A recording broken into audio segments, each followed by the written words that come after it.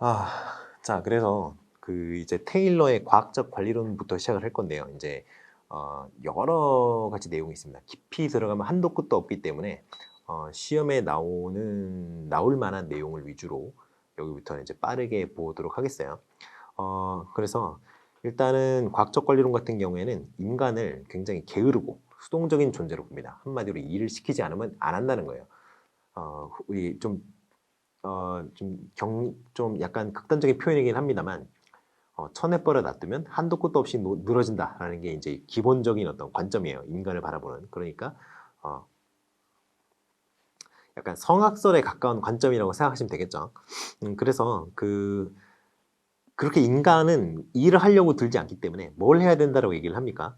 어, 세분화해서 공정을 세분화해서 이게 원래 공장에서 그 근로자들 있잖아요. 공장에서 일하는 근로자분들을 어, 한계까지 밀어붙여서 그 산출을 극대화시키기 위해서 나온 이론이 이제 과학적 관리론이에요.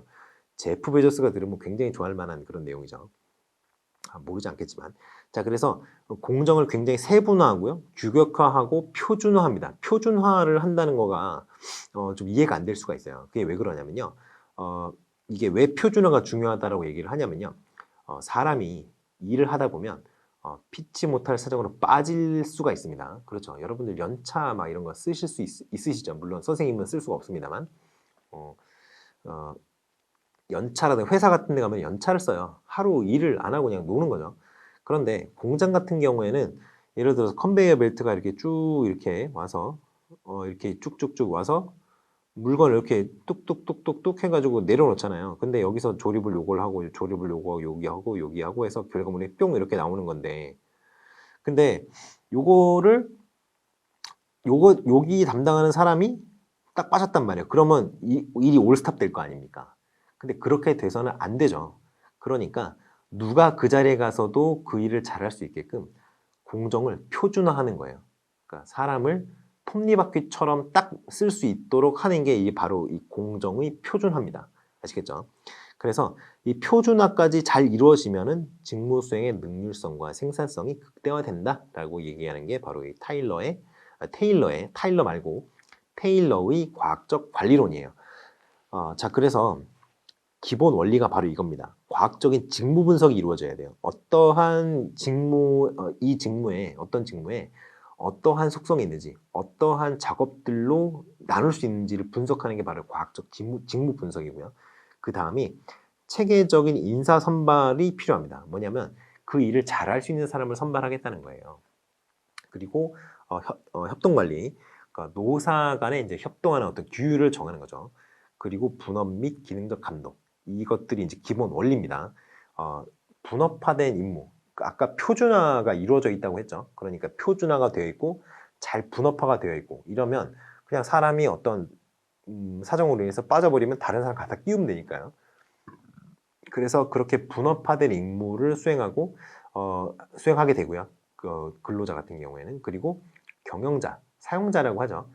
그 사용자는 이를 감독을 하게 됩니다. 그래서 이러한 원리로 이루어지는 것이 이제 과학적 관리론이다. 이렇게 생각을 하시면 되겠어요. 자, 그러면 교육행정에서 무슨 의미가 있느냐, 이걸 살펴보셔야겠죠. 보빗이 이 교육행정에서 과학적 관리론을 이제 적용을 시켜 봅니다.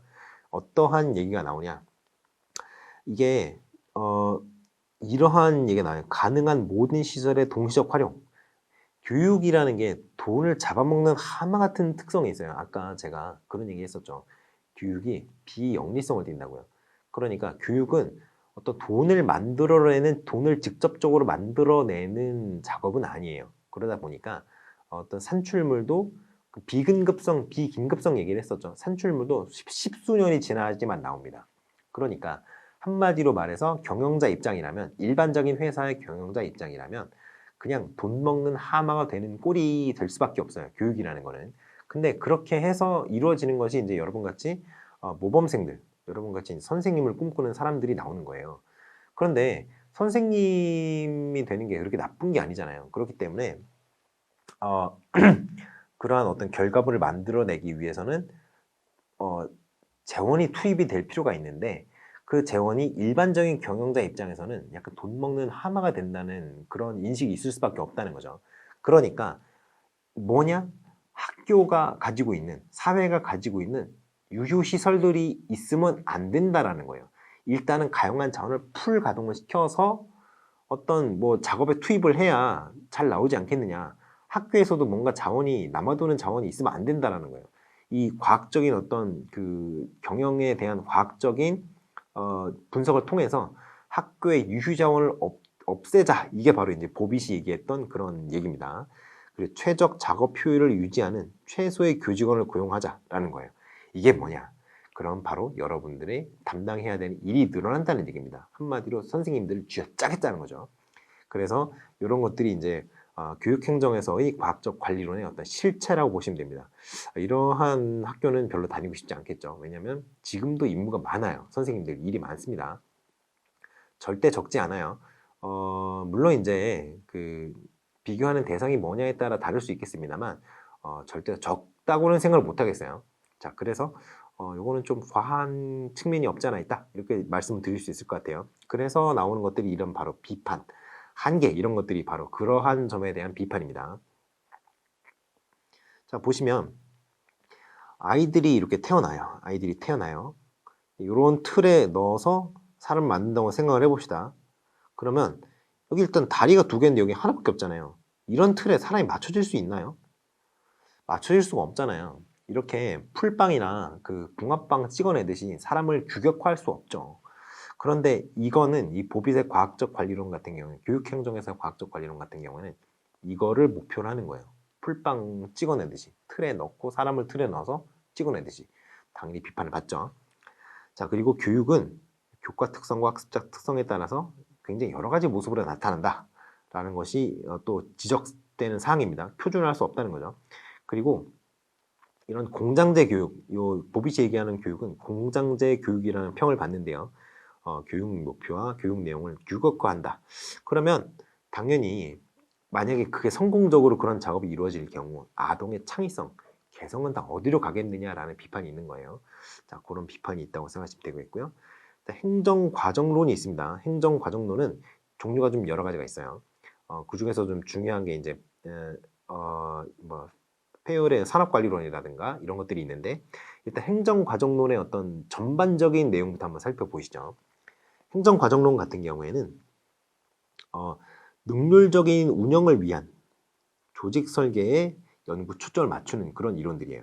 그래서 공사 부분에 구별 없이 모든 조직에 적용할 수 있는 일반적인 조직 설계 원칙을 개발할 수 있지 않겠느냐라는 것이 이 행정과정론을 주장했던 사람들의 얘기입니다. 그래서 일단 산업관리론부터 볼까요? 산업관리론 보시죠. 산업관리론은 이렇게 행정을 5가지 어떤 요소로 구성되어 있다라고 생각을 합니다. 그래서 기획, 조직, 명령, 조정, 통제. 이게 이후에도 굉장히 비슷한 것들이 되게 많이 나와요. 그러니까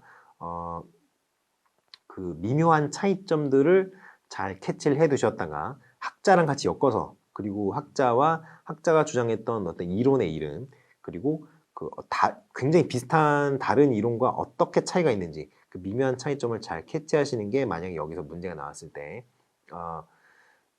여러분들이 이제 틀리지 않고 답을 잘 쓸 수 있는 그런 점이라고 할 수 있겠어요. 자, 기획, 조직, 명령, 조정, 통제. 이 명령이 좀 헷갈릴 수 있는데요. 요거는 그냥 기본적으로 그냥 실제 명령을 하는 거라고 생각하시면 됩니다. 그리고 조정이라는 게 있어요. 조정이 모든 활동을 통합하고 상호 조정하는 과정. 통제 이런 것들은 대충 아시겠죠. 그래서 이 기획, 조직, 명령, 조정, 통제 이것들은 대체로 보면 직관적으로 어떤 내용이겠구나라고 이해를 할 수 있는데 다만 이 명령이라는 거, 조정이라는 거 제가 이걸 얘기하는 이유가 뭐냐면 이후에 좀 다른 것들이 나와서 그래요. 자, 그래서 이런 것들로 이루어진다라고 얘기했던 게 산업관리론입니다. 자, 그러면 이제 행정관리론, 포스트코브라고 얘기하는데요. 포스트코브라고 얘기하는데 이게 경영학과에서는 좀 중요하게 다뤄요. 이게 경영학과의 어떤 좀 고인물 같은 이론입니다. 그래서 여기 P, O, S, D 그리고 여기서 코디네이팅 해서 조정의 CO 그리고 R 그래서 이거를 약자로 이렇게 포스트 콜 이렇게 얘기를 하는 거예요. 기획, 조직, 인사, 지휘, 조정, 보고, 예산. 이거는 아까 산업관리론, 페이올의 산업관리론을 좀 더 세분화한 거라고 보시면 되겠죠. 자, 그래서 어떻게 되어 있는지 한번 여기 보시면 이렇게 나와 있죠.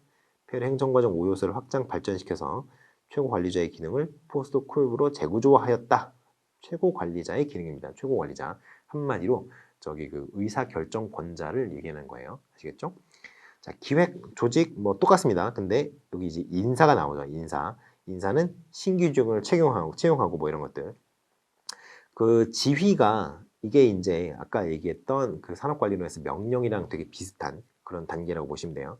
그리고 조직 내 여러 부서 상호 간의 원만한 관계를 유지하고 협력하도록 하는 과정. 그러니까 요거에 사실은 아까에는 그 명령으로 통쳐져 있던 건데 인사는 새로 끼어 들어온 거고요. 명령으로 통쳐져 있던 건데 조직이 물론 명령이 중요합니다만 상급자의 명령이 중요합니다만 모든 것을 명령으로 처리할 수는 없겠죠. 그러니까 사실 상급자들도 하급자들의 눈치를 볼 수밖에 없다는 거예요. 왜냐하면 하급자의 수가 훨씬 많거든요. 하급자들의 어떤 집단적인 보이콧으로 인해서 상급자가 축출되는 경우도 있어요. 어떤 경우 그랬어요? 스티브 잡스 그랬잖아요. 애플. 자기가 창업을 했는데 그 밑에 부하 직원들이 전부 보이콧해서 쫓아냈어요. 물론 이제 그것 때문에 애플이 휘청휘청 되긴 했습니다만 아무튼 뭐 그런 경우가 있었죠. 그리고 이제 보고 예산. 보고는 이제 말 그대로 이제 여러 가지 이제 결과물 중간 보고 있고 최종 결과 있고요. 뭐 이런 것들이 있으면 그걸 이제 의사결정권자한테 보고하는 과정이 되겠어요. 그리고 예산이 있죠. 예산도 새로 들어왔죠. 버제팅이 예산인데요. 이 버제팅이 굉장히 중요하죠. 왜냐하면 기획을 하고 그 기획을 현실화시키고 어떤 서비스를 제공하고 서비스를 개선하기 위해서는 뭐가 필요하다 그랬죠? 사람이 필요해요. 그런데 사람이 필요하면 뭘 써야 되나요? 임금을 줘야 되니까 돈을 써야 돼요. 그러니까 예산이 굉장히 중요합니다. 사람만 있으면 다 되나요? 아니죠. 기자재도 있어야 되고요. 그리고 사람 밥도 먹어야 되고요. 아무튼 돈 들어가는 건 천재예요. 뭔가 기업이 아니면 조직이 움직였다. 그럼 무조건 다 돈입니다. 일단은 가장 많이 생각을 해야 되는 게 예산일 수밖에 없어요. 왜냐면 돈이 없기 때문이죠. 사람들이. 그 조직이 돈이 없기 때문이죠. 충분한 돈이 있으면 이런 걱정 안 하겠지만 그런 기업은 잘 없는 것 같아요. 자, 그래서 이렇게 예산까지 해서 총 7단계로 구성되어 있어요. 기획, 조직, 인사, 지휘, 조정, 보고, 예산. 이렇게 7단계로 구성되어 있는 게 굴리꺼 어리괴 행정관리론이다. 아까는 뭐였다? 산업관리론이다. 아시겠죠? 자, 이렇게 다른 점이 있다라는 걸 좀 생각을 하시면 될 것 같고요. 여기 보시면 조직의 원리랑 부처 편성의 원리 이런 것도 또 제시를 했다고는 하는데 이거는 그냥 대충 읽어보고 넘어가시면 되는 내용이에요. 아시겠죠? 자, 그 다음에 시어즈의 교육행정 작용론이 나옵니다. 아까 산업관리론과 굉장히 비슷하죠. 계획, 조직, 지휘, 조정, 통제였는데요. 여기 어때요? 기획이죠. 계획이 아니라 조직, 명령, 조정, 통제인데 여기 명령이 아니라 지휘로 돼 있죠. 이게 지휘가 여기서 나옵니다. 여기도 지휘가 나오잖아요. 그러니까 이런 미묘한 차이들이 굉장히 사람이 미치도록 만든다는 겁니다.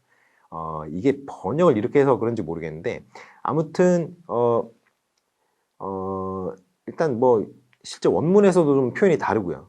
그래서 이런 미묘한 차이들을 여러분이 잘 캐치를 해놓으시고 암기를 잘 하시는 게 중요하다. 교육학은 뭐다? 기본적으로 암기가 중요한 과목이다. 아시겠죠? 자, 그래서 계획 똑같습니다. 조직 똑같아요. 지휘 똑같아요. 그냥 지도 관리 감독 지도 통제. 요거를 이제 동적 실제로 그런 것들이 작용하는 동적 상태를 지휘라고 한다. 뭐 이런 거고요. 조정은 그냥 조정이에요. 아까 얘기했던 역할 갈등 뭐 조정하는 거. 통제가 이제 이게 이제 명령이랑도 관련이 있을 수 있을 것 같이 보이는데요. 그런 거라기보다는 어떤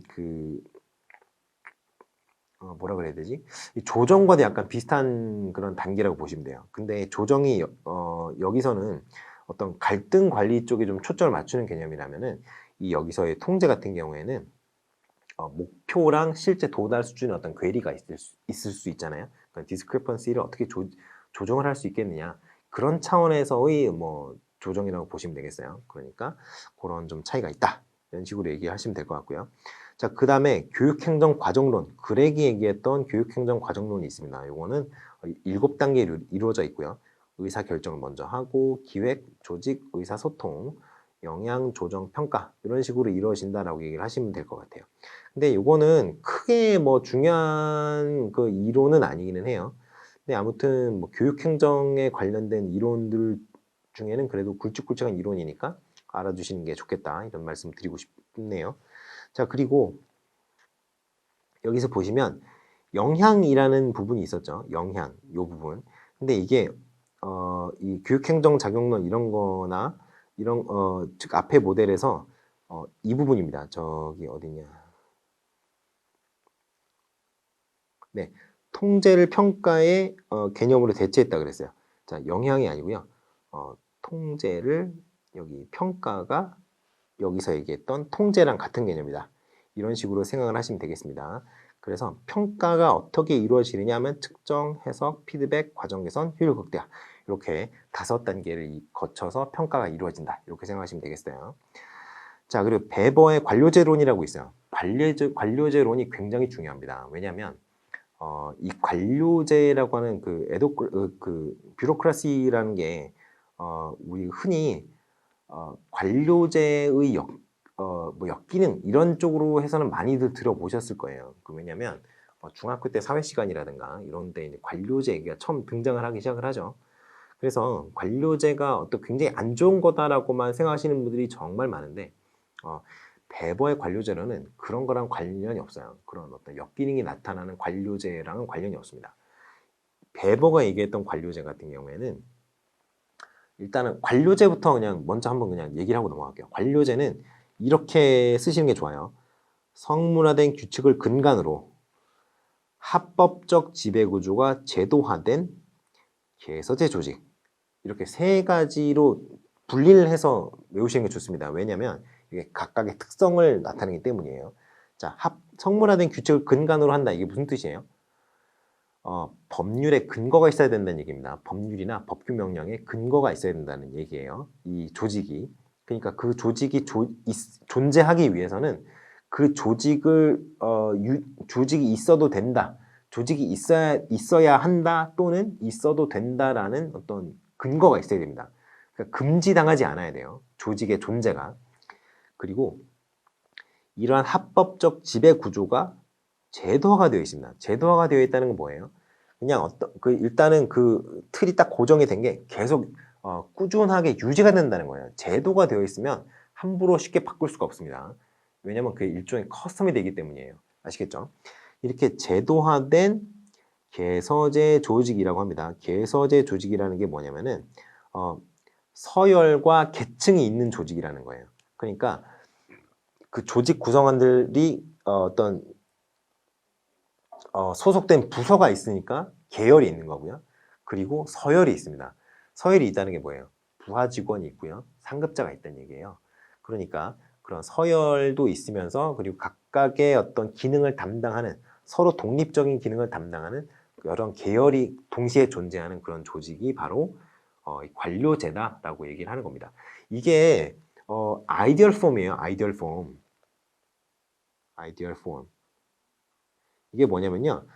대규모 조직은 충분히 잘 기능하기 위해서는 이러한 형태가 될 수밖에 없다라는 측면에서 베버가 그 전에 있던 어떤 조직들, 실존했던 조직들을 분석해서 내놓은 게 아니라 그냥 사고 실험을 통해서 이렇게 하는 게 조직을 굴러가게 만드는데 가장 효과적일 것 같은데, 효율적일 것 같은데 라고 생각해서 만들어낸 게 관료제예요.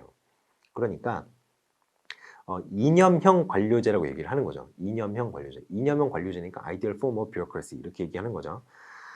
그래서 실제로는 베버가 주장했던 것만큼 이렇게 계열이 명확하게 딱딱 구분되는 게 아니에요. 왜냐하면 우리가 이제 그 정부에서 우리나라 정부, 우리 대한민국 정부에서도 보면은 약간의 그 부서 간 업무가 겹치는 것들이 있습니다. 예를 들어서 도로교통법을 담당하는 게 그 교통부, 국토교통부가 있을 것 같은데 그 건설부도 그 관련이 있어요. 왜냐하면 그 도로는 누가 만들어요? 그건 건설부에서 만들잖아요.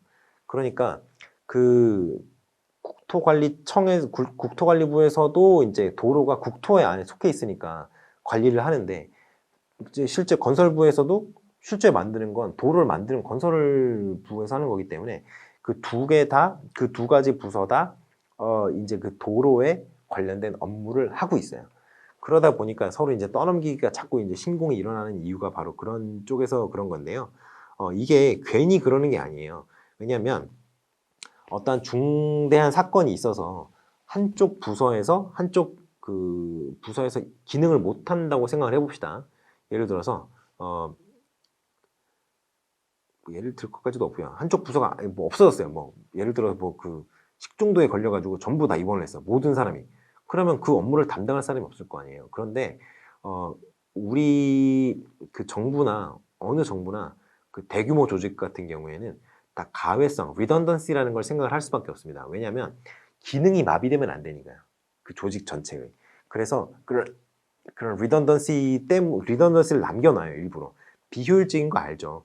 비효율적인 거 아는데 redundancy, 가외성이라는 걸 고려해서 이렇게 구성하는 게 아니라 이렇게 구성을 해요. 이렇게 구성을 합니다. 그래서 겹치는 게 많이 있도록 뭐 많진 않지만 모종의 사태가 발생했을 때 이 겹치는 영역은 이 부서에서도 할 수 있고 이 부서에서도 할 수 있잖아요. 그러니까 모든 기능이 마비가 되지는 않도록 만드는 것이 일반적인 어떤 대규모 조직의 특성이에요. 그래서 리던던시를 고려를 해서 이렇게 구성을 하게 되고요. 그런데 베버가 생각했던 관료제는 요 형태에 가깝다는 거죠. 모든 계열이, 모든 부서가 어떤 그 역할이 명확하게 구분되어 있고, 그리고 그 안에서 서열이 딱딱딱 나뉘어져 있고. 그런데 요즘은 그렇지 않잖아요. 그러니까 실제로 그런 조직이 없더라도 상관이 없어요. 베버의 관료제는. 왜냐하면 그 어떤 실존하던 아니면 실존하는 그 베버가 주장했던 그 시절에 그러한 조직을 보고 생각해낸 게 아니라 실제로 이렇게 되는 것이 맞지 않겠는가 이런 측면에서 만들어낸 어떤 사고 실험의 결과물이기 때문이죠. 자, 그래서 이제 관료제의 특성이 여기 나오는데요. 이거는 뭐냐면 실제로 이렇다는 게 아니라 내가 가만히 생각을 해보니까 관료제는 이런 특성이 나타날 것 같아 라는 거예요. 이거는. 그래서 실제로는 나타나지 않을 수도 있습니다. 하지만 보기는 봐야죠, 우리는. 자, 분업 전문화. 당연하죠. 왜냐면 이렇게 계열이 나뉘어져 있잖아요. 그럼 이 계열에서, 이 부서에서 담당하는 업무는 당연히 이 부서가 전문성이 있겠죠. 그리고 이 부서는 이 기능을 모르겠죠. 왜냐면 이 부서는 이 부서가 하는 일을 전혀 하지 않을 거 아니에요. 그러면은 이 부서가 담당하는 업무에 대해서는 뭐만 있겠어요? 이 부서만 전문성이 있겠죠. 이 부서는 요 네모친 요 두 번째 부서는 전문성이 하나도 없어요. 아시겠죠? 그런 게 있고요. 몰인정성이죠. 이게 어떤 업무든 그냥 다 명령에 의해서 문서화된 명령에 의해서 전달이 된다는 거예요. 그러니까 형 나 그거 좀 해줘. 오빠 나 그거 좀 해줘요. 이게 아니고 무조건 다 이제 문서화된 어떤 공식적인 의견 전달 루트로 그게 딱 명령이 오고 그 명령을 수락을 했으면 그 명령을 시행을 해야 되고 이런 식으로 아주 공적으로 모든 것이 이루어진다는 거죠. 자, 그리고 계층성은 뭐 여러 가지죠. 뭐 부서가 이렇게 있는데 상급 부서가 있고요. 하위 부서가 있을 수 있잖아요.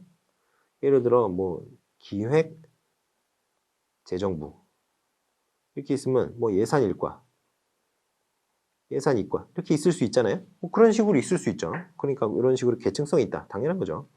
규칙성 이게 왜 나눴겠어요? 근데 한꺼번에 하기에는 너무 등치가 크고 업무가 중복이 될 수 있고 그런 것 같으니까 이렇게 부서를 나눠가지고 너는 여기만 해, 너는 여기만 해 이렇게 나누는 거예요. 그렇게 해서 계층성이 생길 수밖에 없습니다. 규칙성은 뭐 그거예요. 그 의도적으로 제작된 어떤 규칙들에 의해서 아까 제가 성문화된 어떤 규칙 얘기를 했었죠. 그 성문화된 규칙에 의해서 일반적으로 유지가 되는 그러한 특성이 있다는 거예요.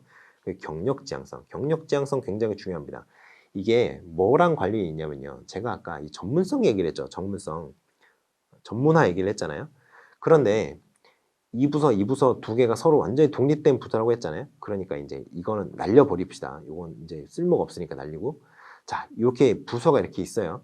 요걸 한번 봅시다. 이 부서가 있어요. 그러면 부서에는 상급자급자가 있다 그랬죠. 상급자, 이렇게 하급자, 그 밑에 하급자 이렇게 더 있고 이렇게 있을 수 있다 그랬죠. 문제는 상급자가 되려면 시간이 많이 필요할까요? 조금 필요할까요?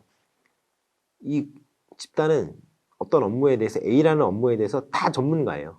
그러면 상급자가 A 임무를 더 많이 해봤을까요? 아니면 여기 이제 막 들어온 신입사원, 말단사원이 이 A 업무를 더 많이 해봤을까요? 당연히 상급자가 더 많이 해봤겠죠. 그래서 상급자가 연봉이 연차가 쌓이면 쌓일수록 연봉이 상승하는 거 아닙니까? 전문성이 올라갔다는 걸 인정을 해주니까. 그런 차원에서 이제 경력 지향성이 생길 수밖에 없어요. 일단은 과거에 이걸 해본 경험이 많잖아요. 상급자는. 그러니까 당연히 그 경력이 더 많을수록 우대를 받을 수밖에 없는 게 바로 이 관료제 조직이라는 겁니다. 아시겠죠? 자, 그렇게 생각하시면 될 것 같고요. 자, 그리고 지배 유형이 있습니다. 관료제에서 나타날 수 있는 지배 유형 4가지가 있어요. 3가지가 있어요. 그래서 하나가 전통적 권위. 그냥 뭐 이제까지 해왔던 대로 뭐 그렇게 하는 거죠. 그렇게 하는 게 전통적 권위고요. 두 번째가 카리스마적 권위입니다. 카리스마적. 예를 들어서 어떤 리더가 엄청난 카리스마를 가지고 있어요. 그렇기 때문에 그 리더가 시키는 거는 법적으로 그 리더한테 부여된 권위 바깥의 일이더라도 그 리더가 이끄는 대로 가게 되는 거죠.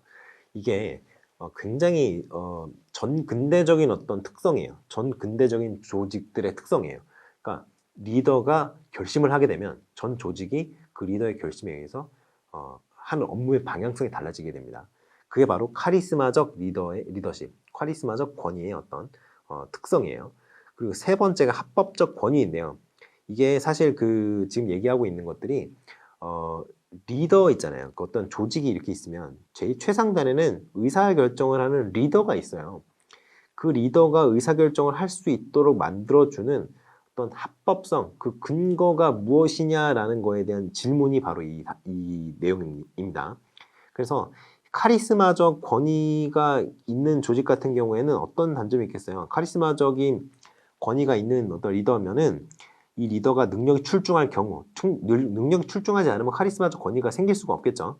그런데 이 리더가 잘 일을 하고 있을 경우에는 크게 문제가 안 생기고 오히려 이런 카리스마적 권위가 없는 어떤 카리스마 권위를 갖고 있는 리더가 없는 조직들 있잖아요. 일반적인 조직들. 그런 조직들에 비해서 산출물도 훨씬 뛰어날 가능성도 많습니다. 그런데 이 리더가 죽었다고 해봐요. 그러면 죽었으면 이렇게 되는 거잖아요. 조직이. 그러면 의사결정을 할 사람이 없네요. 이 한 사람의 의지에서 모든 것들이 처리가 되어 왔는데 그 처리를 하던 사람이 없어졌어요. 이 조직은 어떻게 될까요? 와해될 가능성이 굉장히 높겠죠. 그래서 해체가 될 수 있단 말이에요. 그러니까 그러한 어떤 단점을 보완하고자 나오는 것들이 바로 합법적 권위입니다. 합법적 권위 같은 경우에는 아무래도 문서화된, 그러니까 공식화된 어떤 규범에 의해서 리더가 리더십을 발휘할 수 있기 때문에 리더가 공석으로 비더라도 그 업무를 대신해 줄 수 있는 다른 사람을 찾기가 좀 쉬운 편이죠. 그래서 그러한 어떤 리더십의 원천이 있다라는 걸 정도 알려주시면 될 것 같아요. 자, 그럼 학교와 관료제를 살펴보지 않을 수가 없네요. 학교와 관료 조직을 한번 보러 가시죠. 이거는 조금 이따 할게요. 학교와 관료제 조직을 얘기를 안 할 수가 없는 게 왜냐면 학교도 나름대로 꽤 큰 규모죠. 조직으로서는. 예를 들어서 이제 우리가 이제 중소기업이라고 얘기를 하면은요. 그 중소기업의 어떤 사업장 내에서 근로하는 근로자 수가 그렇게 많지 않습니다. 막 5명 미만인 경우도 굉장히 많고요. 그리고 중소기업, 중견기업 정도 돼야 이제 학교 규모가 나오는 경우가 많아요. 한 100명 정도. 물론 이제 학교에 근무하는 인원이 선생님만 100명 있는 게 아니긴 하죠. 선생님만 100명 있으면 그 학교는 정말 큰 학교죠. 그런데 그 선생님들 외에도 뭐 일용직으로 일하시는 분들은 없지만 아무튼 학교에서 일하는 분들 여러 다른 분들이 있죠. 행정실에도 직원들이 계시고요. 그리고 영선반에도 계시고요.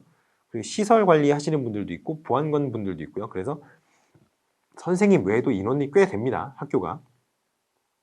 그런데 이렇게 규모가 큰 조직이면은 관료제의 특성이 나타날 수밖에 없어요. 그렇잖아요. 그래서 학교도 이제 관료제적인 어떤 특성을 보입니다. 아시겠죠? 자, 그래서 관료제적 특성을 보이기는 해요. 그런데 제가 아까 전부터 계속 말씀드리고 있는 건데 선생님이 어떤 직군에 있는 사람들이라고요? 전문성을 갖고 있는 전문 직군에 있는 사람들이라고 했어요. 그러니까 교장 선생님이나 교감 선생님이 올해 처음 임용이 돼서 발령받은 사람이라고 하더라도 그냥 조언 정도는 줄 수 있지만 원칙적으로는 어떤 선생님의 수업에 대해서 깊이 터치를 할 수가 없습니다. 아시겠죠? 근데 물론 이제 첫 임용 시험 붙어가지고 첫 해 발령난 선생님들이 이건 내 거다. 터치하지 마라. 이렇게 할 수 있는 사람은 없긴 합니다만 아무튼 그래도 원칙적으로는 교장 선생님, 교감 선생님이 터치할 수가 없어요. 왜냐하면 그건 그 선생님만의 전문적인 영역이기 때문이죠. 물론 이제 교장 선생님이랑 거목이 같다거나 이러면 좀 얘기가 다르긴 합니다만 이제 선배니까 물론 얘기 좀 다르긴 합니다만 그래도 원칙적으로는 터치할 수 없어요. 그런데 이러한 어떤 특징을 갖고 있는 조직이다 보니까 관료제 조직이 맞기는 한데 좀 느슨하다 이렇게 얘기를 하는 거죠. 그래서 비두엘 같은 경우에는 구조적으로 좀 느슨하게 결합된 특수한 관료제 형태다 이런 식으로 얘기를 하는 거죠. 자, 그래서 이렇게 이제 얘기했던 것들이 고전적 행정 이론이에요. 이제까지 얘기했던 것들이 고전적 행정 이론 같은 경우에는 아까 얘기했지만 테일러의 과학적 관리론에서 출발합니다. 한마디로 인간은 게을러 빠졌고 일을 시키지 않으면 일을 안 하는 인간이 정말 많다. 이런 식으로 얘기하는 그런 식으로 생각을 하는 사람들의 어떤 이론들이에요. 그러니까 어때요? 전반적으로 다 인간을 한계까지 밀어붙이는 데 현안이 되어 있어요. 효율성을 극대화시키자라는 것이 이제 그 고전적 이론들입니다. 자, 그래서 그 단점이 있을 수밖에 없잖아요. 사람이 어떻게 그렇게 기계 부품처럼 그 망가지기 전까지 뭐 계속 그렇게 일을 합니까? 그렇게 할 수 없잖아요. 그래서 그런 점들이 좀 한계가 있지 않느냐라고 해서 나온 게 신고전적 행정 이론인데요. 신이 붙었을 뿐이지 고전적 행정 이론이잖아요. 얘도 결국에는 한꺼풀 벗겨보면 별반 차이가 없습니다. 하지만 아까 이제까지 얘기했던 고전적 행정 이론보다는 조금 더 인간적인 측면이 있죠. 그게 어떤 점에서 차이가 나는지 한번 살펴보도록 하겠어요. 자, 고전적 행정 이론은 대안적 성격이라고 얘기를 했어요. 뭐가 있냐면 정치행정 이론론, 초기 인간관계론, 관료제 역기능론, 그리고 행정행태론 이런 게 있다고 그랬어요. 제가 아까 관료제 역기능은 여기 조금 후에 다루겠다고 했죠. 바로 여기 나오는 거예요. 요거 관료제 역기능론은 좀 중요합니다. 물론 이제 초기 인간관계 이런 것도 다 중요해요. 자, 그래서 정치행정 이론론을 제외하면은 기본적으로 다 이제 고전적 행정 이론이랑 별반 차이가 없어요. 이거는 그런데 정치행정 이론론은 사실 우리 쪽이랑 큰 관계가 없어요. 이건 정치랑 관련이 있어요. 그래서 요거는 우리가 안 볼 겁니다. 그래서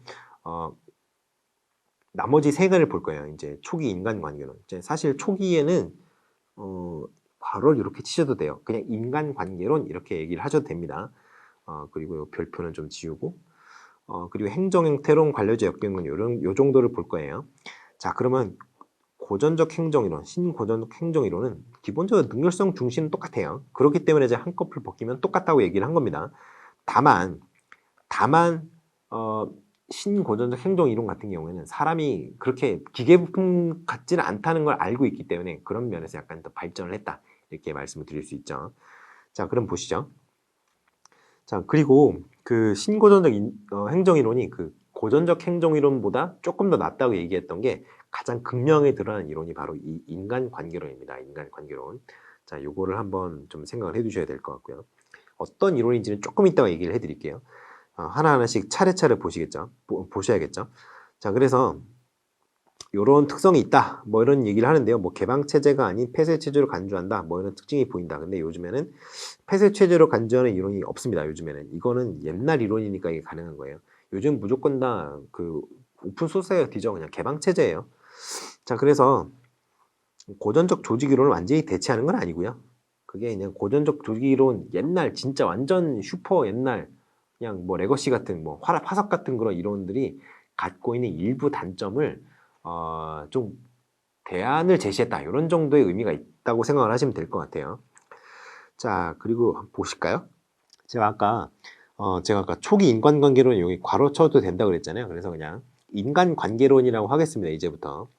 자, 인간관계론 같은 경우에는 일단은 그 우리 잘 아는 거 있잖아요. 그 여기 나오는 그 뭐죠? 호손 연구, 그 호손 효과 있죠? 호손 효과, 관찰자 효과라고도 하는 그 호손 효과. 이게 그 호손 익스페리먼트라 그래서 호손 공장에서 이제 실행했던 그 실험이에요. 그래서 그 실험 자체는 굉장히 무쓸모한 실험이에요. 그 수행했던 연구자분들은 하버드 대학교 교수님들이시기는 했는데 실험의 그 변인 통제가 전혀 안 돼가지고 일단 하버드대 교수라는 걸 모든 사람이 알고 있었고요. 그 근로하셨던 근로자분들이. 그리고 그분들이 와서 뭐 이상을 합니다.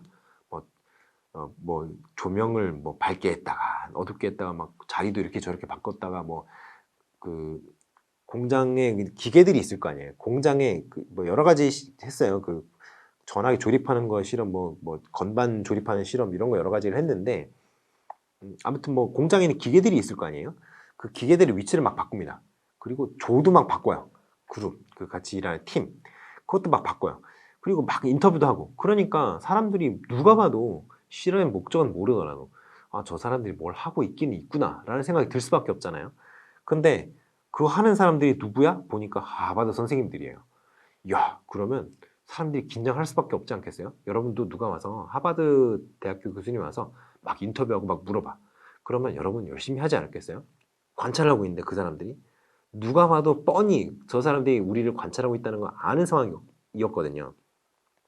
그러니까 뭔지도 모르고 목적은 모르고 그냥 열심히 하는 겁니다. 일단 눈에 잘 보이고 싶어가지고 이게 사실 이 근로하시는 분들이 그때 당시 공장 근로자분들이 뭐 하버드에서 일을 하고 뭐 이런 거를 꿈꾼 건 아니었을 거예요. 제 개인적인 생각인데.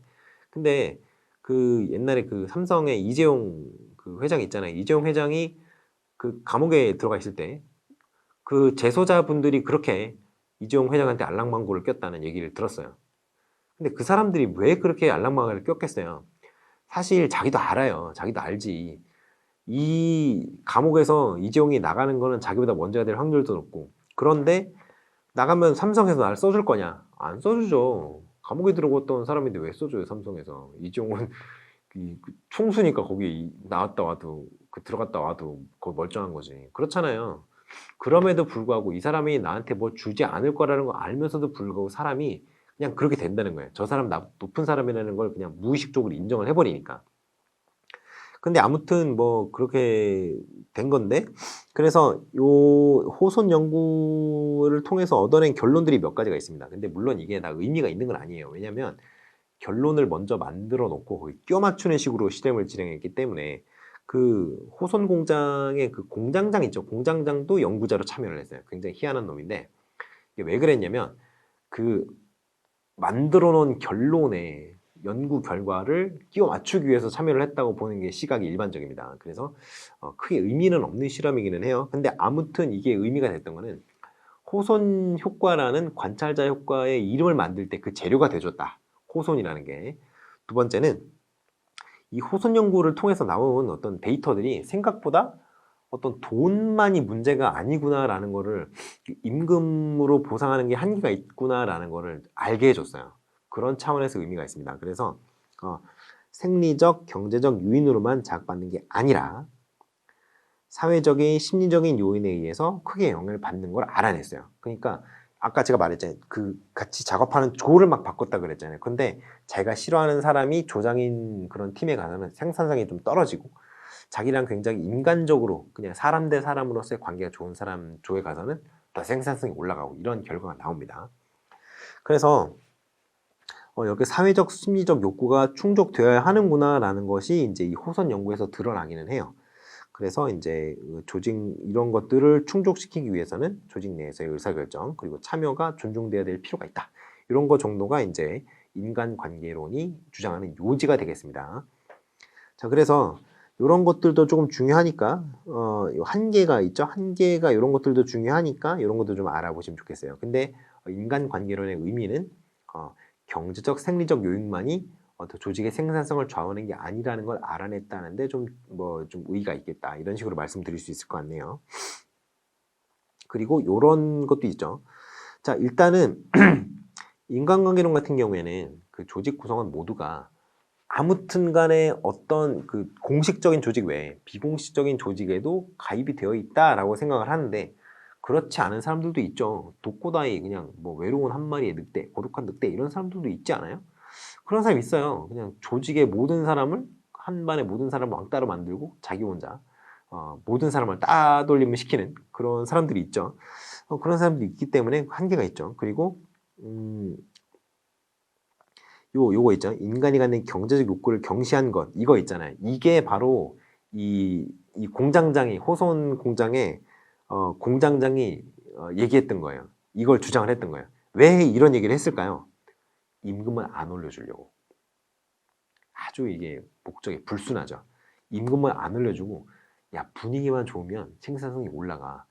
그러니까 임금 안 올려줘도 돼라는 거를 주장하고 싶었던 것 같아요. 그래서 이거는 뭐 이런 측면에서는 별로 안 좋은 그런 연구라고 할 수 있겠죠. 자 그렇게 해서 인간관계론까지 봤어요. 자 그러면 조직 심리 연구를 보도록 하겠습니다.